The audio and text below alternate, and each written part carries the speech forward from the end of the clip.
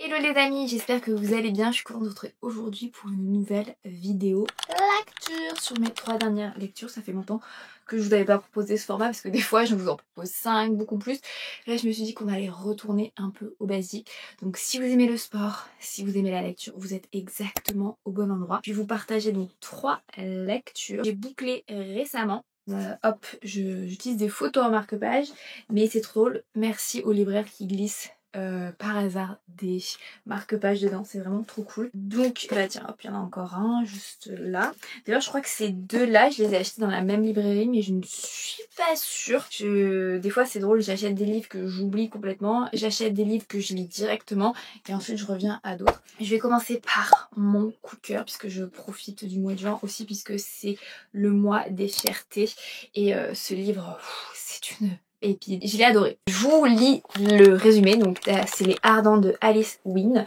Je l'avais vu sur l'Instagram de Enzo Reads. Si vous connaissez pas Enzo, mon dieu, il a une personnalité pétillante, comment dire, très sarcastique, j'adore. Donc il a aussi une chaîne YouTube, je vous conseille vraiment de le suivre. Et je l'ai vu passer sur son Instagram ou son TikTok, je sais plus. Et là je me suis dit, ça a l'air pas mal du tout. Je vous lis le résumé. Campagne anglaise 1914. Dans leur pensionnat huppé, 2 garçons de la haute société parcourent le journal du jour. La guerre bientôt. Mais qu'est-ce que la guerre quand on a la tête pleine de récits gréco-latins, d'honneur, de patrie, quand chaque jour leur amitié particulière flirte avec l'interdit.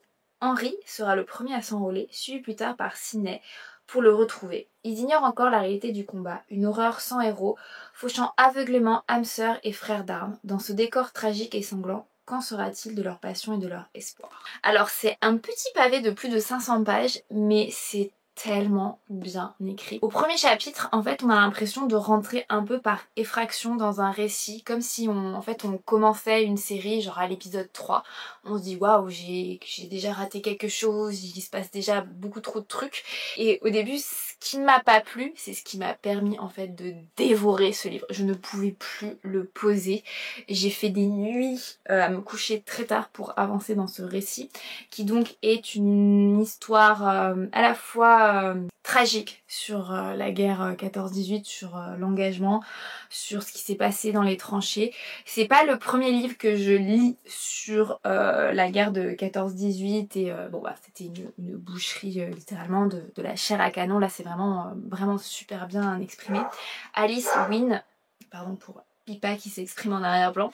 Alice Wynne, c'est son premier roman. Mon dieu Alice, s'il te plaît, vite, remets-toi au travail parce que c'est magnifique ce que tu nous as écrit. C'est à la fois une histoire d'amour, mais aussi un désenchantement aussi sur entre ce que eux ils apprennent dans leur collège, dans leur public school. Donc en fait en Angleterre, les public schools ce sont en fait des écoles privées, donc c'est un peu l'inverse. C'est un faux ami qu'on apprend au collège justement. Très huppé, avec vraiment des familles riches, aisées, de la noblesse anglaise. Et donc c'est un peu une société assez fermée, et donc quand eux ils s'enrôlent, ils sont pas soldats fantassins, ils sont tout de suite, on va dire lieutenant. Je connais pas du tout la hiérarchie dans l'armée, mais ils ont déjà un grade un peu supérieur. Et c'est vraiment, il se passe vraiment plein de choses entre l'histoire d'amour entre Henry et Sidney, le bouleversement physique et psychologique que la guerre opère en eux. C'est extrêmement violent. Vous avez des scènes, c'est assez dur. Ensuite, leur échange épistolaire qui est extrêmement beau, poétique, mais à la fois guindé pour pas être exposé, bah oui, en 14-18, l'homosexualité... voilà. Mais en fait, c'est dingue. Ce livre est juste une pépite. Voilà, il faut absolument le lire.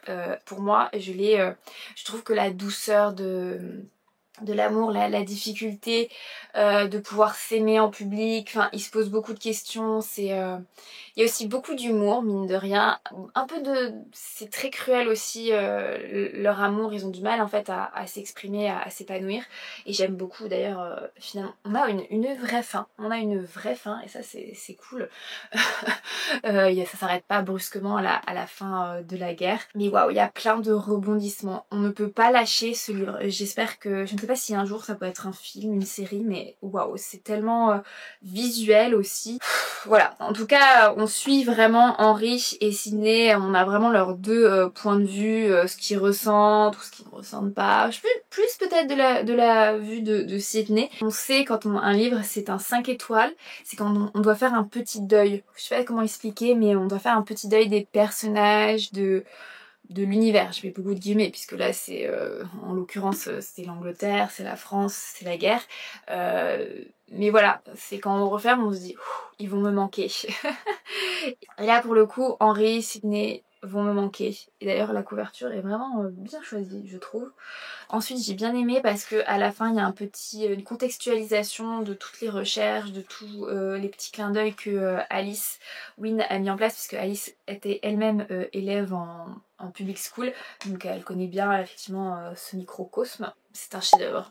Vraiment 5 sur 5. J'ai pas enchaîné sur celui-ci, même si chronologiquement j'ai lu lui, puis lui, mais on va enchaîner sur lui, on va essayer de bien finir parce que lui, il est vraiment très très bizarre. Donc c'est Adeline Dieudonné Reste. Je n'avais lu aucun roman d'elle auparavant. Et en fait il y a une... Quand je l'ai choisi, il y avait un petit bandeau ici. Je vous mettrai une petite photo, je ne sais pas ce qui lui est arrivé. Et franchement il a reçu plein de prix, plein de recommandations. Même vous le voyez en fait à la page arrière, tous les prix, c'est des pages illuminées d'une vertigineuse douceur, une beauté inimitable. Elle, Augustin Trapenard, ce roman on ne le lâche pas. Le Figaro Magazine haletant. Le monde des livres intelligent et grinçant. Donc je voulais le résumer, qui clairement c'est... Enfin bon, on ne s'attend pas du tout à ça quand on va le lire. Hein. Je ne suis pas certaine d'avoir pleinement saisi ce qui m'est arrivé, ni ce qui m'a conduite à agir comme j'ai fait. Il n'y a pas de morale à cette histoire. Tout ce que je sais, c'est que je vous dois les faits. Ils m'emmèneront sur des territoires obscurs, dans des marécages de ma conscience, et pour quelques secondes encore contre la peau de M.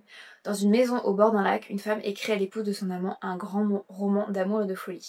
Alors je vais plus pencher sur la folie, puisque M en fait... je n'ai pas envie de spoiler, mais en fait on le sait dès le début, en fait M il est mort. Et elle travaille son cadavre pendant plusieurs jours et elle écrit donc à la femme de M, puisque c'est la maîtresse, et elle lui décrit tout ce qu'elle fait. Et à quel point elle réalise pas qu'elle est en train de faire un truc, elle sait qu'elle fait un truc complètement taré, mais elle fait plein de trucs trop... C'est complètement taré, c'est complètement barge et bizarre, étrange, loufoque, j'ai pas les mots. Moi je suis allée au bout de ce roman, mais il y a quelques éclairs de beauté, de réflexion sur l'amour, la vie à deux, l'épanouissement d'une femme, puisque je crois qu'elle ne donne jamais le nom en fait, elle ne donne jamais son prénom en fait. On la suit sur ce petit road trip montagneux avec un cadavre. C'est très what the fuck. Après moi je sais pas comment En fait, il interroge énormément. Voilà, c'est ça. En fait, comment on réagirait si l'homme de notre vie devenait à décéder? C'est très étrange en fait, la relation qu'elle entretient avec M. Voilà.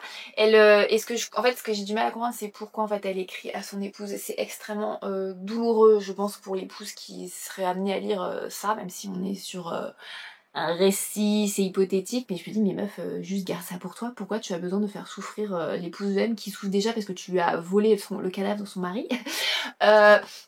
Mais comme je disais, il y a quand même des éclairs très poétiques sur la vie à deux, sur ce que représente l'amour pour l'un, pour l'autre, ou même l'amitié entre un homme et une femme, les erreurs qu'on peut commettre quand on se met en couple et comment on peut aussi souffrir de certaines relations toxiques, puisqu'elle parle de certaines relations qu'elle a eues auparavant. Je vais vous lire un passage parce que il y a quand même, voilà, c'est ce que je dis, il y a quand même des éclairs de passages où on se dit c'est pour ça que j'ai pas envie de dire que c'est un flop complet ce livre, parce que ça m'a un peu fait réfléchir, mais tout ce qui se passe autour de ce cadavre, de cette folie, je me dis meuf, là il va falloir faire quelque chose. Je ne sais pas ce qui t'a pris là quand même. Elle était mon amie, c'était tout ce que je demandais, c'était tout ce que l'adolescente que j'étais demandait. Aussi léger à porter que fort à éprouver, celui à qui je pouvais tout dire, absolument tout, devant qui j'étais moins pudique qu'envers moi-même, alors que j'étais peut-être en train de fredonner une berceuse à un mort sur une montagne humide et blasée, prête à mourir moi-même d'une morsure de vipère, mais je l'avais eu, ma Harvest Moon. La première partie est super.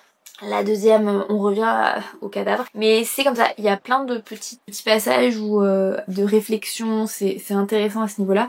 Mais voilà, c'est vraiment le fond de l'écorce de l'arbre, parce que l'arbre en lui-même, ou la forêt, c'est what the fuck. Bon, dans tout le long, j'étais en mode... Tu lis, tu ne juges pas ce que t'explique cette dame. Vraiment, c'est we listen and we don't judge. Mais à la fin, j'avoue, j'ai passé des passages parce que là... Il y a aussi un passage que j'ai bien aimé où elle parle de son papa qui est mort et sur la mort. En fait, vraiment, c'est vraiment le sujet de la mort, le rapport à la mort aussi. Il y a vraiment... il y a plein de pistes de réflexion très intéressantes, mais le package autour, voilà, il faut le surmonter pour arriver à ces réflexions-là et le garder. Elle explique que c'était difficile de vider, par exemple, quand son père est mort, son appartement parce qu'il fallait tout vider et qu'elle a quasi finalement rien gardé à part des tasses pour se souvenir de lui au petit déjeuner le matin.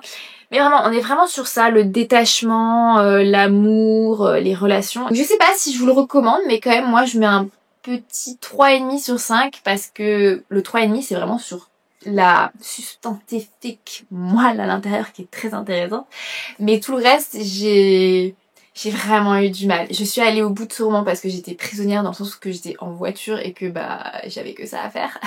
J'avais que emmené ce livre avec moi ce week-end-là et je me suis dit voilà, mais peut-être que je l'aurais lâché avant.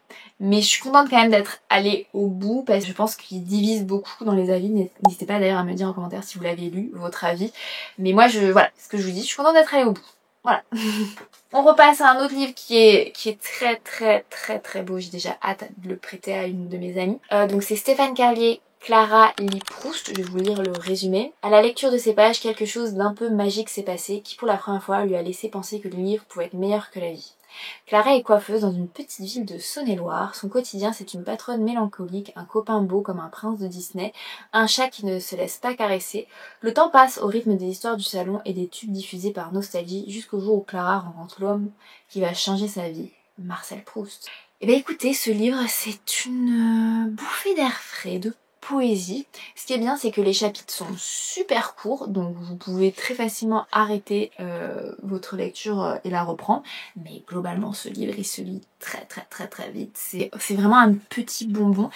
Un peu philosophique sur notre rapport à la lecture, notre rapport à l'art et aussi notre rapport juste avec notre quotidien. Donc cette possibilité de dire j'ai envie de prendre un autre chemin. Et là c'est littéralement le cas de Clara, juste en étant en contact avec quelque chose de différent. Donc elle pour le coup c'est la découverte de Proust par hasard et sa lecture qui lui ouvre de nouveaux horizons. Et j'ai trouvé ça très poétique et très accessible. En fait, de montrer que la lecture, c'est pas une histoire de classe sociale, c'est vraiment juste une question de curiosité et ça peut vraiment nous transformer. Et c'est vrai que moi je suis sûre qu'il y a des lectures qui ne me laissent pas indifférente et qui certainement m'ont changé. Je pense qu'il y a des lectures qui nous bouleversent notre univers.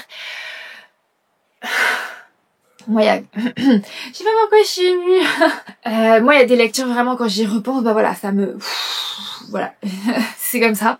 Bon, je n'étais pas dans cet état-là en lisant Clara lit Proust, mais pour nous montrer que oui, on peut changer d'orientation, on peut tout changer dans notre vie et des fois il suffit d'un petit coup de pouce, que ce soit via Marcel Proust ou via d'autres personnes que l'on rencontre. Et c'est ça qui est génial, c'est parce que Clara, grâce à sa lecture, va commencer à s'ouvrir à d'autres loisirs, à d'autres personnes et ce sont ces rencontres avec ces personnes qui vont lui permettre de se dire oh si j'ai envie de faire ça, peut-être que je peux oser. Voilà, c'est ça. Moi, je trouve d'ailleurs que la lecture, si on met en parallèle avec le sport, justement, le sport, ça permet de se mettre en contact avec beaucoup de personnes avec qui on n'aurait peut-être pas échangé et nous montrer qu'en fait, on est capable de faire plein d'autres choses auxquelles on n'aurait pas pensé, de nous donner confiance. Et pour le coup, je pense que ce rapport de Clara avec justement sa lecture de Proust à la recherche du temps perdu, du côté de chez soi, donc en fait les 7 tomes qu'elle va dévorer. Et ben justement ça lui ouvre ses horizons, ça lui donne en fait cette force qu'elle avait pas, puisqu'avant elle était un peu, vous savez, dans cette... pas cette latence, mais un peu dans ce quotidien dans lequel elle s'est installée, qu'elle a peut-être un peu peur de ressortir. Ça lui donne cette énergie justement pour s'affouler un peu, malgré des petits moments compliqués, hein, puisqu'elle traverse une rupture... Voilà, c'est pas de tout repos de changer d'orientation, mais c'est extrêmement bien écrit. Et j'aimerais aussi souligner la prose de Stéphane Carlier qui est extrêmement... c'est pas poétique, mais c'est rythmique, c'est mélodieux. Donc quand vous le lisez dans votre tête, moi quand je lis, je m'écoute lire, je sais pas comment expliquer. Et ben c'est hyper agréable. Je vais vous lire juste le début pour que vous puissiez comprendre ce que je vous dis. Madame Habib, sur le trottoir en chemisier malgré le froid, tend le bras pour éloigner sa cigarette, l'autre est repliée sous sa poitrine. À la fois raide et frissonnante, elle examine la vitrine de son salon, comme si elle cherchait à en percer le mystère. Les lettres blanches de l'enseigne, l'immense poster sur lequel une femme coiffée comme Louise Brooke a l'air de regarder ses pieds, la liste des tarifs sur la porte en verre. Et à l'autre extrémité, tout en bas, inutile et solitaire dans son vase transparent, une tige de bambou qui n'a jamais poussé de plus d'1 centimètre. Je sais pas. Après, je sais pas, c'est peut-être pas ces passages-là, mais c'est hyper rythmique et drôle en fait.